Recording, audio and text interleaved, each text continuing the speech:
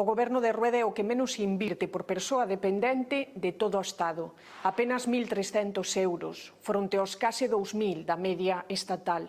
Isto acontece porque o Partido Popular nunca creu nos coidados como un dereito, ve neles asistencialismo e negocio.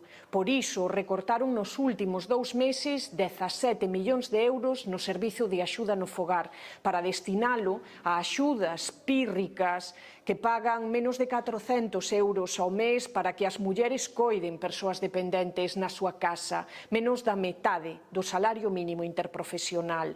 Por iso, por primeira vez en Galiza, hai máis persoas, 7.400, pagando unha praza nunha residencia privada, máis persoas pagando unha praza nunha residencia privada que ocupando unha praza pública ou concertada.